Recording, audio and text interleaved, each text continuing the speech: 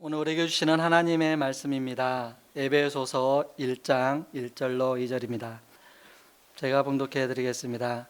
하나님의 뜻으로 말미암아 그리스도 예수의 사도된 바울은 에베소에 있는 성도들과 그리스도 예수 안에 있는 신실한 자들에게 편지하노니, 하나님 우리 아버지와 주 예수 그리스도로부터 은혜와 평강이 너희에게 있을지어다.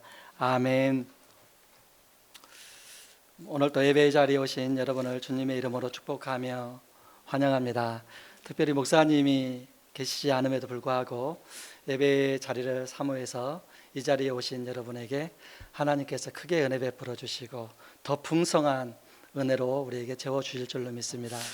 지난 수요일에요, 제가 목사님께서 누가복음 19장에 있는 말씀으로 세리장 삭개오에 대해서 말씀을 하셨습니다. 이 삭개오가 예수님을 만난 뒤에 내가 네 것을 투색한 것이 있으면 네 것을 내가 훔친 것이나 또 부당하게 세금을 거둔 것이 있다면 4배나 갚겠나이다, 이렇게 고백하는 장면이 있습니다. 이 말씀을 들을 때 몸에서 전율이 흘렀어요. 이것을 우리말로 바꿔서 이야기를 하면 은혜를 받았다, 이렇게 표현을 할 수가 있는데요. 제가 광고하는 것은 아니고 주일 예배도 정말 좋습니다. 그런데 수요 예배는 더 좋아요. 오히려 저는 어떤 면에서 목사님이 수요일은 더 자유함으로 성령의 자유하심을 힘입어서 주일 날에도 역시 마찬가지고요, 수요일에도 얼마나 하나님께서 은혜를 베풀어 주시는지 참 늘 예배를 드릴 때마다 감사하다라는 생각을 갖습니다. 여러분들도 수요일에 시간을 내셔서 같이 예배하기를 소원합니다. 그런데요, 왜 그렇게 제가 은혜를 받았냐면, 이 세리장 삭개오, 사람들이 죄인 취급을 하고 뿐만 아니라 상대하지 않았습니다. 그런데 이 삭개오가 예수님을 만난 뒤에 내가 네 것을 투색한 것이 있으면 4배나 갚겠나이다, 말로만 그친 것이 아니라 그것을 행동으로 옮겼을 때에 그 사유에 미칠 파장을 생각해 보았습니다. 로마의 압제로 고생하는 이스라엘 민족의 세금을 착취해서 일정 금액은 로마에 보내고 나머지는 자기가 전부 자기의 개인의 부를 축적하는 데에 아마 사용했을 것입니다. 그렇게 모았던 모든 물질과 부를 나누어서 사람들에게 나누어 주었을 때에 사람들이 어떻게 반응했을까? 내가 알고 있던 세리장이 어떻게 저렇게 변화되었을까? 또 세금을 강탈당했던 사람의 입장에서는 자기가 낸 세금을 돌려받았을 때에 이로 말할 수 없는 놀라움이, 기쁨이 그 속에 있었을 것입니다. 그러면서 이 세리장 삭개오도 사람들에게 칭송을 받았을 뿐만 아니라 이 예수님을 만난 후에 이러한 일들이 일어났기 때문에 도대체 예수님이 어떠한 분위기에 이러한 일들이 일어날 수 있단 말인가 라는 생각으로 예수님에 대한 관심이 많아지고 또 더 많은 사람들이 예수님을 믿게 되었을 것입니다. 그렇습니다.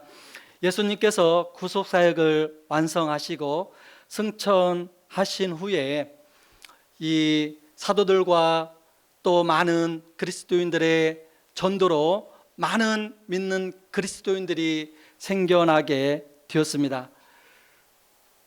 초대교회의 숫자가 많지 않았지만 이렇게 생겨난 초대교회의 성도들은 그들이 속해 있는 공동체에 어마어마한 파급력과 또 영향력을 끼치는 삶을 살았습니다. 하지만 그 시대적 상황을 살펴본다면 결코 그 적은 숫자가 그들이 속해 있는 공동체와 또 지역 사회에 영향력을 끼치는 것이 그래 쉽지는 않았습니다.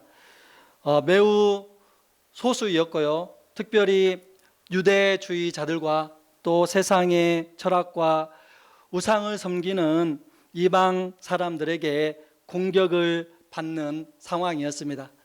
특별히 유대주의자들은 복음을 증거하는 사람들을 끝까지 쫓아다니며 핍박했습니다. 우리가 잘 알고 있는 대로 스데반 집사가 복음을 전하다 돌에 맞아 순교했습니다. 또 어떠한 유대인들은 내가 바울을 죽이기까지는 음식을 먹지 않겠노라라고 다짐하면서 사도 바울이 복음을 전하는 곳마다 쫓아다니면서 복음을 전하지 못하도록 복음을 방해하는 자들이 있었습니다.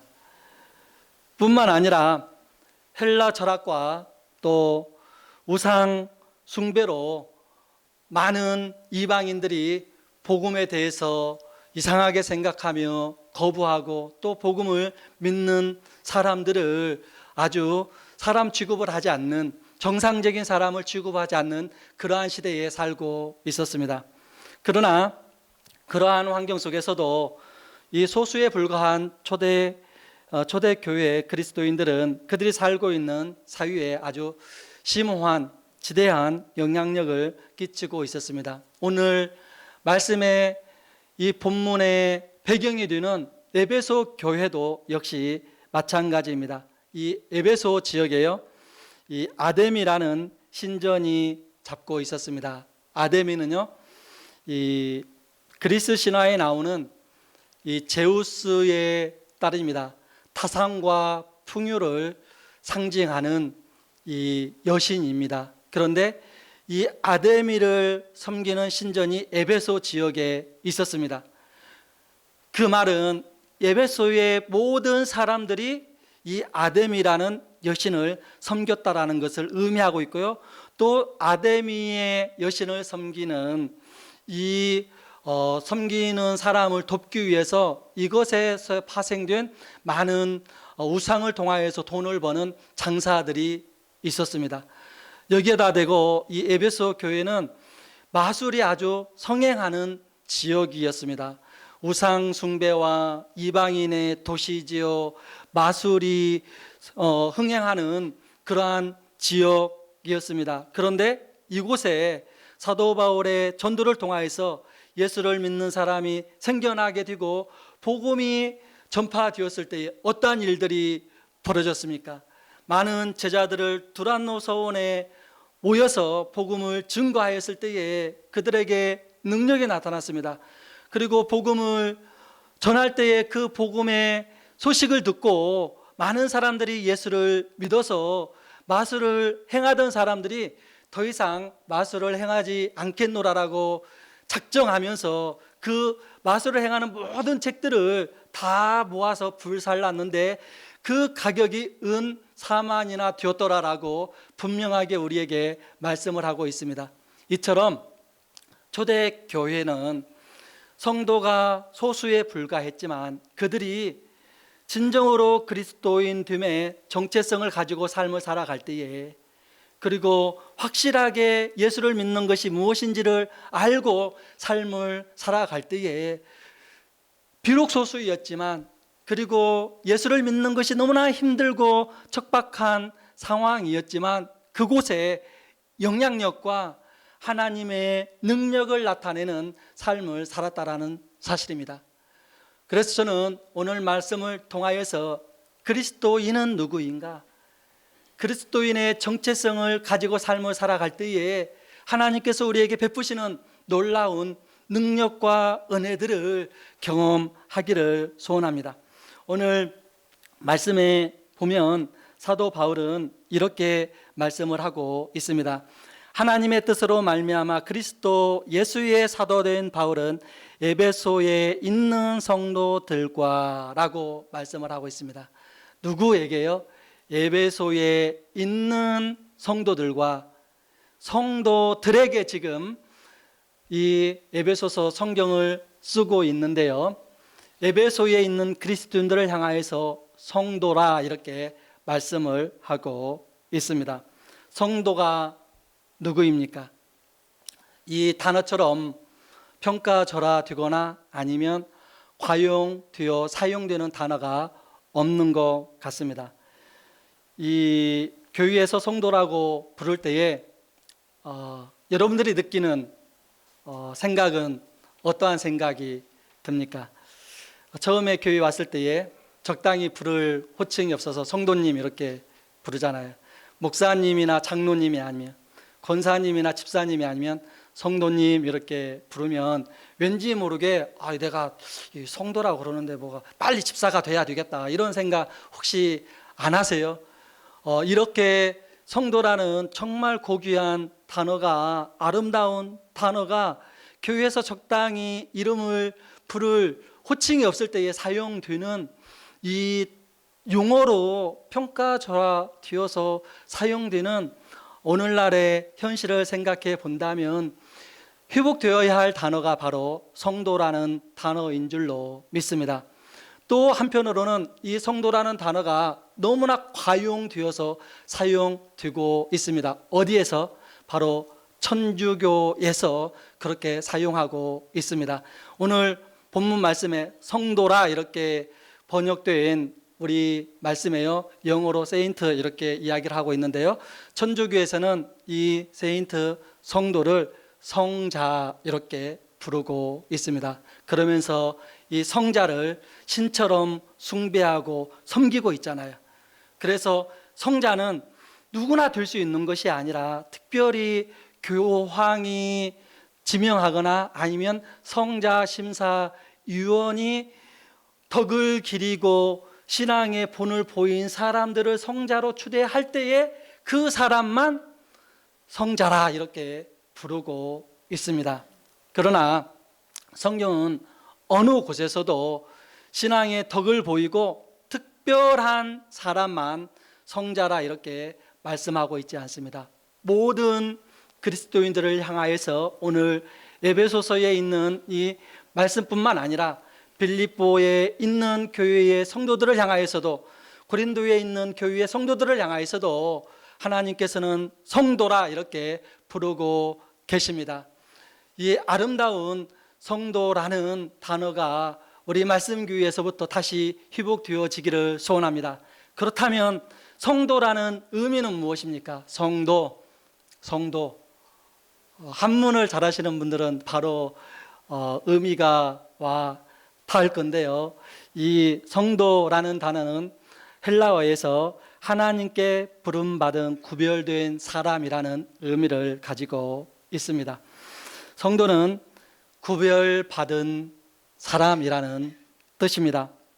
이 성도라는 단어를 가장 잘 설명한 이 단어는요, 바로 하나님께서 이스라엘 백성들을 선택하셔서 하나님의 백성으로 삼으신 일을 예로 들어 설명할 수가 있습니다. 구약의 백성들은 하나님에 의해서 특별하게 선택된 하나님의 백성이었습니다. 이스라엘 백성들도 다른 민족과 다를 것이 없는 똑같은 한 민족에 불과한 민족이었습니다. 그런데 하나님께서 다른 민족과 특별히 다를 것 없는, 아니 오히려 더 연약하고 보잘것없는 이스라엘을 하나님께서 하나님의 백성으로 부르시고 선택하셔서 그들에게 특권을 맡겨주셨습니다. 하나님의 자녀가 되는 특권을 맡겨주셨고요, 로마서에 보면 하나님께서 하나님의 말씀을 이스라엘 백성들에게 맡기시는 특권을 허락해 주셨습니다. 이스라엘 백성들을 향하여서 선택된 하나님의 백성이요, 왕 같은 제사장이요, 거룩한 나라요, 소유된 백성이다 이렇게 말씀하고 있습니다. 특별히 아모스 성경 3장에 보면 하나님께서 이스라엘 백성들을 이렇게 말씀을 하고 계세요.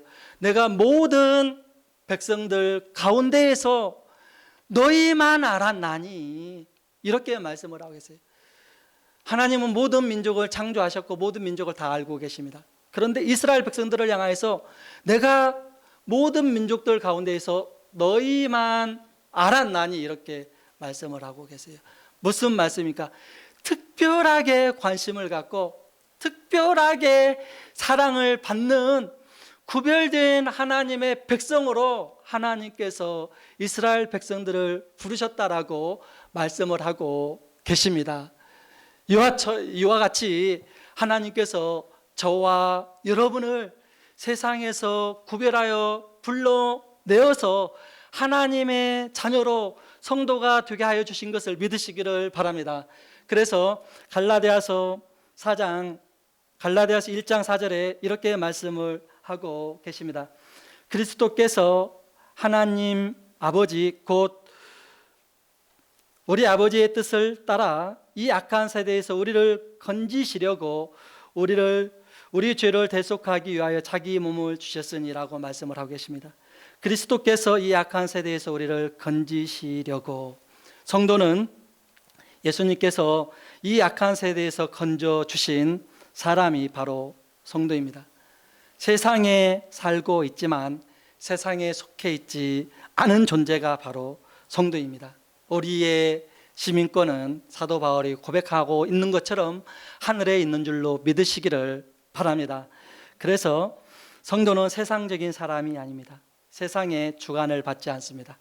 세상적인 정신이나 사고 방식에 물들지 않습니다. 세상과는 본질적으로 다른 사람입니다. 예수님께서 우리를 이 악한 세대에서 건져 주셨을 때에 우리의 생각과 우리의 사고 방식과 우리의 마음과 생활 태도나 행실에서 이 세상과는 구별된 일들이 우리에게 일어났습니다. 바로 이러한 존재가 성도입니다. 하나님의 특별한 관심과 사랑을 받는 자, 세상에서 우리를 구원해 내셔서 하나님 앞에 설 수 있도록 우리에게 은혜를 베풀어 주신 존재가 바로 저와 여러분이라는 사실을 꼭 기억하시고, 이 성도라는 이 단어를 우리가 들을 때에 그리스도인인 우리의 정체성을 다시 한번 확인하시는 저와 여러분이 되기를 주님의 이름으로 부탁을 드립니다. 뿐만 아니라 하나님께서 우리를 세상에서 건져 주셨고요, 구별되게 하여 주셨습니다. 세상에서 건지시고 우리를 구별하신 이유가 무엇입니까? 무엇 때문에 우리를 세상에서 건지시고 구별하셨을까요? 하나님의 존전 앞에 설 수 있는 존재가 되게 하기 위해서 우리를 건져주시고 우리를 구별하시고 우리를 불러주셨다라는 사실입니다. 그런데요, 모든 인간은 하나님 앞에 설 수 없습니다. 온 지면에 모세보다 더 온유한 자가 없다라고 평가한 모세조차도 하나님 앞에 바로 서지 못하고 하나님의 지나가는 뒷모습과 그림자만 스쳐 지나가는 모습만 잠시 보았을 뿐입니다. 그런데요, 하나님께서 우리를 예수 그리스도를 통하여서 정결케 하심으로 누구든지 예수 그리스도를 믿으면 예수 그리스도의 이름을 가지고 하나님 앞에 설 수 있는 정결한 자로 우리를 만들어 주셨습니다. 바로 이 존재가 성도이고 이 존재가 바로 저와 여러분이신 것을 여러분들이 꼭 기억하시고 믿으시고 흔들리지 아니하는 이 믿음으로 세상에 어떠한 풍파와 어려움이 있다 할지라도 넉넉히 믿음으로 이기시고 승리하시는 저와 여러분이 되기를 주님의 이름으로 부탁을 드립니다. 뿐만 아니라 오늘 말씀에 이렇게 계속해서 말씀하고 계십니다. 하나님의 뜻으로 말미암아 그리스도 예수의 사도된 바울은 에베소에 있는 성도들과 그리스도 예수 안에 있는 신실한 자들에게 편지하노니. 누구에게요? 신실한 자들에게 편지한다라고 말씀을 하고 있습니다. 오늘 말씀에 신실한 자라라고 말씀한 이 말씀은요, 믿는 자라는 의미를 가지고 있습니다. 우리는 믿음을 소유한 자입니다. 우리는 믿는 자입니다. 무엇을 믿는 자입니까? 저희가 이제 가장 듣기 좋은 말 중에 하나가요. 대학에 다닐 때에 이제 교수님이 참 신실한 학생이다라는 이야기를 제가 들은 적이 한번 있어요. 그 이야기를 듣고 이제 2학년 때 그 이야기를 들었는데 대학교 졸업할 때까지 제가 가장 앞자리에 딱 여기 교수님 침 튀기니까 조금 사이드로 가장 앞자리에 졸업할 때까지 앞자리에 앉아서 수업을 들었었는데요. 신실하다라는 말을 들으면 사람을 변화시키더라고요. 그런데 장로님 참 신실하십니다. 권사님 참 신실하십니다. 집사님 참 신실하십니다. 이렇게 여러분들이 누군가가 평가해 준다면 얼마나 좋겠어요. 너무나 감사하잖아요. 목사님 신실하십니다. 저는 능력이 있습니다. 훌륭하십니다. 뭐 이런 말보다도 가장 듣고 싶은 말 중에 하나가 신실하십니다라는 이야기인데요. 오늘 이 에베소에 있는 성도들을 향하여서 사도 바울이 신실한 자들에게 신실한 자라라고 말씀을 하고 있습니다. 앞에서 말씀을 드렸던 것처럼 신실한 자라는 것은 믿는 자, 믿음을 소유한 자라는 의미를 가지고 있습니다. 우리는 하나님께서 독생자 예수님께서 하나님의 독생자 아들이심을 우리는 믿습니다. 육신의 몸을 입고 이 땅에 오신 것을 믿고요. 모든 사람의 죄를 위해서 대속물이 되어 주신 것을 믿고요. 우리의 구원은 오직 유일하게 예수 그리스도의 피로 말미암았음을 믿습니다. 뿐만 아니라 예수님이 죽은 자 가운데 다시 살아났음을 믿고요. 지금은 부활 승천하셔서 하나님 우편에 앉아 계신 것을 믿고요. 뿐만 아니라 심판주로 다시 오실 것을 우리는 믿습니다. 참 우리가 예배 시간에 신앙 고백을 하고 있는데요. 제가 PPT로 준비해 올까 싶어서 몇 번 생각을 했는데 우리의 눈으로 직접 확인하는 것이 더 좋을 듯 싶어서 성경책 제일 앞에 펴보시면요. 우리 사도신경이 나와 있는데요. 이 사도신경이 새로 번역되었어요. 요즘에 나오는 성경책들 다 보면 새로 번역되어 있는 이 사도신경이 나와 있어요. 이 사도신경 보면 이렇게 되어 있는데 한번 보세요. 한번 성경책 안 가져오셨어요? PPT 있으니까 뭐 필요 없어서 안 가져오셨어요.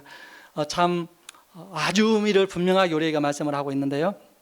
제가 한번 고백해 보겠습니다. 나는 전능하신 아버지 하나님 천지의 창조주를 믿습니다. 나는 그의 유일하신 아들 우리 주 예수 그리스도를 믿습니다. 그는 성령으로 잉태되어 동정녀 마리아에게서 나시고 본디오 빌라도에게 고난을 받아 십자가에 못 박혀 죽으시고 장사된 지 사흘 만에 죽은 자 가운데서 다시 살아나셨으며 하늘에 오르시어 전능하신 아버지 하나님 우편에 앉아 계시다가 거기로부터 살아있는 자와 죽은 자를 심판하러 오십니다. 나는 성령을 믿으며 거룩한 공교회와 성도의 교제와 죄를 용서받는 것과 몸의 부활과 영생을 믿습니다. 뿐만 아니라 이 신실한 자라는 단어 속에는요, 믿는 자라는 단어가 의미가 포함되어 있을 뿐만 아니라 믿음을 행사하는 자라는 의미가 포함되어 있는 말씀이기도 합니다. 이 말씀은요, 요한복음 20장에 나와 있는 이 부활하신 주님께서 제자들에게 나타났을 때에 그 자리에 도마가 없었습니다. 제자들이 우리가 부활의 주님을 만났다 이렇게 이야기를 하니까 그 자리에 없던 도마가 뭐라 이야기합니까? 내가 예수님의 못 박혀 죽으신 옆구리와 손과 발에 나의 손을 넣어보기 전에 내가 믿지 못하겠다라고 이렇게 이야기를 했어요. 그때에 예수님께서 도마에게 나타나셨어요. 그리고 도마에게 이렇게 말씀을 하십니다. 너는 믿음 없는 자가 되지 말고 믿는 자가 되어라. 이렇게 말씀을 하고 계십니다. 이 믿음이 없는 자가 되지 말고 믿는 자가 되어라. 이 말씀은 믿음을 행사하는 자가 되어라 라는 말씀입니다. 이 말씀은요, 믿음을 행사한다라는 뜻의 의미를 포함하고 있는 우리 말 그대로 신실한 자, 믿을 만한 자라라는 의미를 담고 있는 말씀이기도 합니다. 초대교회의 예를 들어서 설명해 보겠습니다. 로마가 지배하고 있는 상황에서요, 로마 황제가 유일한 주라 이렇게 고백을 해야 했습니다. 그래서 가이사가 주입니다. 그 당시에 로마의 황제인 가이사가 주입니다. 이렇게 고백을 해야 했습니다. 이를 거절하면 사형에 처해질 수 있었습니다. 그러나 그리스도인들은 이를 거부하고 오직 예수님만이 그리스도이시요 주님이십니다. 이렇게 고백했습니다. 그래서 감옥에 갇히기도 하고요, 순교의 자리까지 나가기도 하고요, 또는 빈들의 광야나 토굴에서 삶을 살면서 그 신앙 고백을 지키며 살았던 자들이 바로 초대교회 성도들이었습니다. 이 믿음을 지키고 또 믿을 만한 사람이고 믿음을 행한다라는 이 말씀 속에는 바로 이렇게 그 믿음에 따라서 우리의 삶 속에서 우리가 비록 손해볼 일이 생기게 되고 자존심이 상한 일들이 생기게 된다 할지라도, 물질적인 손해를 본다 할지라도 기꺼이 예수를 믿는 믿음 때문에 그것을 감수하며 나의 삶 속에서 하나님의 좋으심을 드러내며 삶을 살아가는 이 삶이 바로 신실한 자, 예수님을 믿는 자, 믿음을 행사하는 자, 또 신실한 자인 것을 믿으시기를 바랍니다. 제가 들었던 이야기인데요, 여호와 증인이 자기들끼리는 모르는 사람이라 할지라도 내가 여호와 증인입니다 라고 이야기를 하면서 그 집에 도움을 요청한다면, 내가 집에 없다 할지라도 그 사람에게 기꺼이 열쇠를 맡길 수 있는, 서로를 그처럼 신뢰하는 믿음이 자기네들끼리 있다, 이런 이야기를 하더라고요. 그 이야기를 듣는데 자존심도 상하고 기분도 좀 나쁘더라고요. 뭐야, 우리도 충분히 그러한 믿음이 있거든, 서로를 신뢰하는 신뢰가 우리에게 있거든 이라는 그러한 마음이 저의 마음속에서 반발로 일어났습니다. 그래서 제가 그 이야기를 기억하고 있어요. 뿐만 아니라 세상 사람들이 우리 그리스도인들을, 기독교인들을 어떻게 평가하는지 잘 모르겠어요. 제가 이 트리니티 뷰의 세계관을 공부할 때에 목사만 공부하는 것이 아니라 이렇게 집사님들, 의사들 또는 교사들, 이런 분들이 좀 많이 계셨어요. 그런데 그분들과 대화를 하면서 이분들이 목사를 어떻게 생각하는지, 교회를 어떻게 생각하는지를 제가 알고는 너무나도 깜짝 놀랐어요. 정말 똑같은 그리스도인들이지만, 똑같은 신앙을 가지고 있는 성도들이지만 목사가 생각하는 교회와 성도가 생각하는 교회가 다르구나라는 것을 제가 느끼면서 목사로서 처신을 잘해야 되겠다라는 생각을 많이 한 적이 있습니다. 그런데요, 몇 년 전에 저희 교회에 나왔던 성도님이 계세요. 처음에 그분이 캐나다에 이민 오셨을 때에 이민을 도와주시는 분이 이렇게 이야기를 했다고 그래요. 교회에 나가지 마세요. 교회는 다 사기꾼밖에 없습니다. 교회에 나가면 결국은 가문이설에 속아서 사기를 당하고 맙니다. 이렇게 이야기를 했다는 거예요. 근데 나중에 밝혀진 이야기로는 그 사람이 바로 사기꾼이었던 거예요. 사기꾼 비슷한 사람이었던 거예요. 그런데 너무나 힘들고 어려우니까 같이 일하시는 동료, 우리 신실하신 우리 교회에 나오시는 권사님의 전도를 받고 저희 교회에 출석하게 되었어요.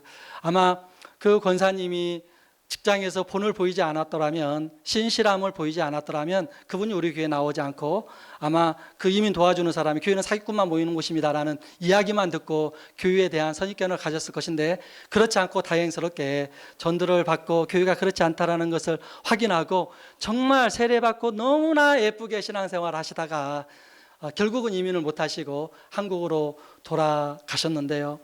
참 저는 세상을 향하여서 우리 그리스도인들이 믿음을 소유하였다면 우리의 믿음을 보임으로 세상 사람들이, 그리스도인들은, 예수 믿는 사람들은, 예수쟁이들은 믿을만해, 믿는 사람들이야, 내가 보증해 라는 이야기를 듣는 아름다운 우리 말씀교회 성도들이 되기를 주님의 이름으로 부탁을 드리며 축복합니다. 마지막으로 오늘 말씀에 보면 하나님의 뜻으로 말미암아 그리스도 예수의 사도된 바울은 에베소에 있는 성도들과 그리스도 안에 있는 신실한 자들에게 편지한다라고 말씀을 하고 있습니다. 누구에게요? 그리스도 안에 있는 자에게. 그리스도인은요, 성도입니다. 그리스도인은요, 믿음을 가진 자입니다. 그리스도인은요, 예수 그리스도 안에 있는 자입니다. 예수 그리스도 안에 있다는 의미가 무엇입니까? 예수 그리스도와 연합되어 있는 자라는 것을 의미합니다. 예수 그리스도와 연합되어 그리스도 안에 있다라는 것은 신비입니다. 우리가 잘 알고 있는 슈바이처가 의사로만 알고 있는데요, 이 사람이 신학자입니다. 물론 자유주의 신학자예요. 하지만 공부를 할 때에 고신에서는 배우지 않았는데 제가 조금 다른 이렇게 신학을 해서 다른 그 신학을 하면서 잠시 배웠고 몇 권의 책을 읽으면서 이 슈바이처가 한 이야기 중에 한 가지를 제가 참 의미 있게 받아들인 말이 있어요. 이게 무슨 말이냐면 이 슈바이처가 어쨌든 의사이면서 신학자이고 우리가 잘 아는, 존경하는 사람이지만 신학적인 내용은 별로 본받을 게 없어요. 하지만 제가 이분한테 하나 건진 것이 있다면 그것은 예수를 믿는 사람이 세례를 받을 때에, 그리고 성찬을 행할 때에 그리스도와 신비적인 연합을 이룬다. 이것은 신비이지만 실제적으로 성도들에게 일어나는 신비적인 체험이다, 이렇게 이야기를 했습니다. 여러분 들을 때 정말 좋은 말이잖아요. 그런데 내용은 조금 달라요. 하지만 저는 더 깊이는 모르겠고 이 말의 은혜를 받았어요. 이게 상징적인 의미가 아니라 우리 그리스도인들이 예수를 믿고 신앙 고백할 때에, 세례를 받을 때에, 성찬을 행할 때에 그리스도와 아름다운 신비의 연합을 체험하게 되는구나. 이 사실에 대하여서 로마서 6장에서 우리에게 분명하게 말씀을 하고 있습니다. 원래 우리는 아담에게 속해 있었던 자입니다. 아담 안에 있었던 자입니다. 세상에 태어나는 모든 자들이 아담의 후손입니다. 그래서 아담이 범한 죄의 결과와 영향 때문에 이 땅 가운데에서 고통당하며 살아가는 존재들입니다. 그런데 우리가 아담 안에 있었던 것처럼 우리가 이제는 예수 그리스도 안에 있게 되었습니다. 그래서 예수님이 누리는 모든 축복과 은혜를 예수 안에서 누릴 수 있는 존재가 되었습니다. 어떻게 그 일이 우리에게 일어났습니까? 오늘 로마서 6장에 이렇게 말씀을 하고 있습니다. 무릇 그리스도 예수와 합하여 세례를 받은 우리는 그의 죽으심과 합하여 세례를 받을 줄을 알지 못하느냐. 만일 우리가 그의 죽으심과 같이 모양으로 연합한 자가 되었으면 또한 그의 부활과 같은 모양으로 연합한 자가 되리라, 이렇게 말씀을 하고 있습니다. 언제 우리가 예수 그리스도와 연합한 자가 된다라고 말씀을 하고 있습니까?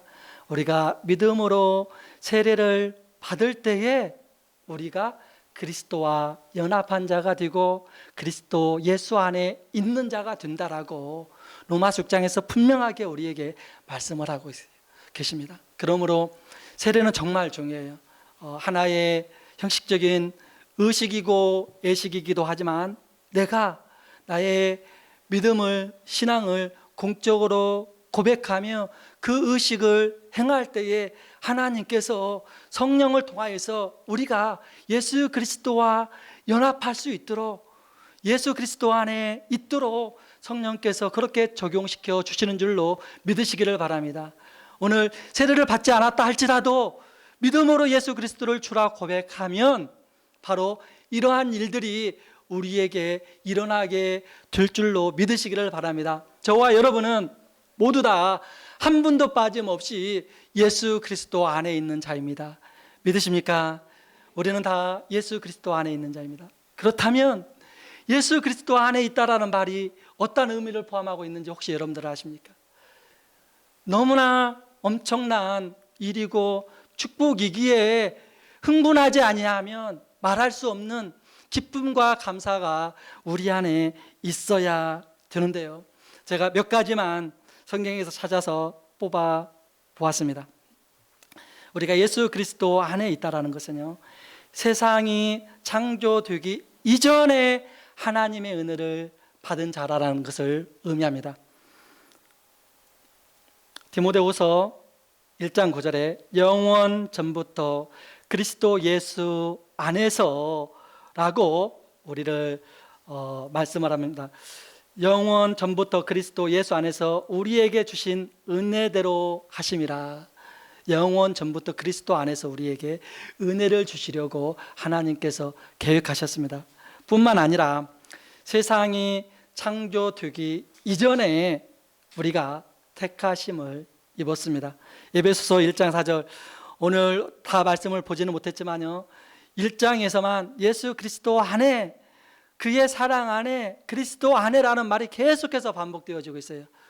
그리스도 안에서 누리는 축복과 은혜들을 계속해서 우리에게 말씀을 하고 있는데요, 에베소서 1장 4절에 창세 전에 그리스도 안에서 우리를 택하사, 누구 안에서요? 그리스도 안에서 우리를 택해 주셨습니다.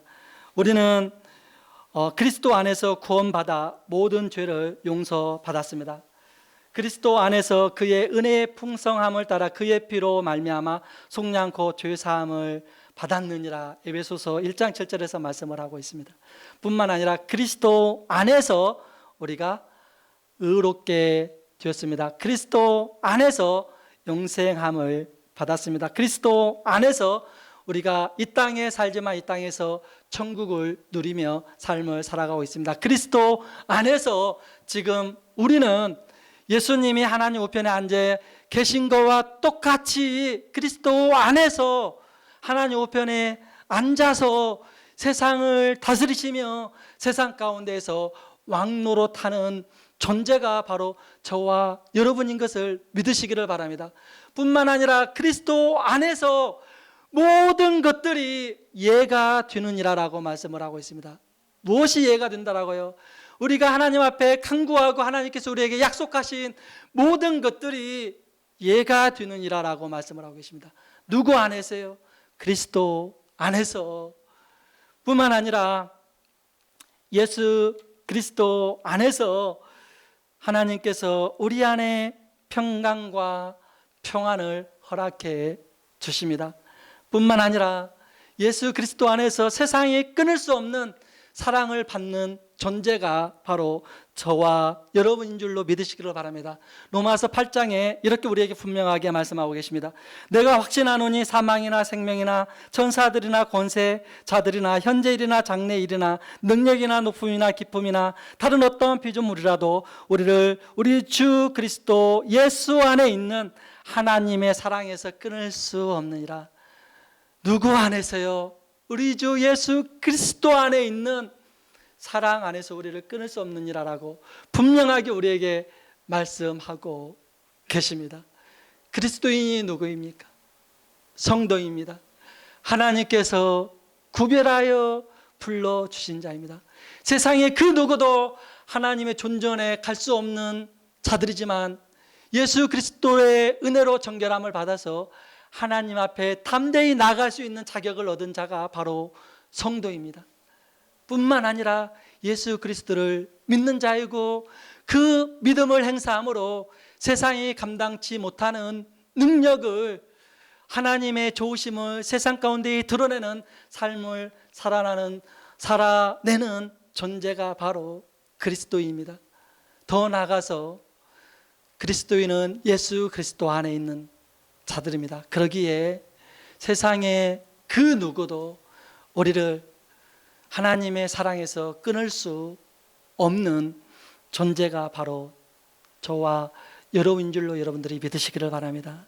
세상이 여러분들을 공격할 때에, 물질적인 궁핍과 어려움을 당할 때에, 육신이 쇠약해져서 고통스러우고 아플 때에, 낙심되고 자식이 속썩일 때에, 모든 일들이 뜻대로 되지 않을 때일지라도 우리가 그리스도인이라는 사실 하나만으로도 하나님께 감사하며 그 모든 상황을 넉넉히 극복하며 이길 수 있는 능력이 우리 안에 있음을 기억하시면서 세상을 넉넉히 이김으로 세상에 하나님의 좋으심과 또 그리스도인의 좋은 영향력을 끼치는 저와 여러분의 삶이 되기를 주님의 이름으로 부탁을 드립니다.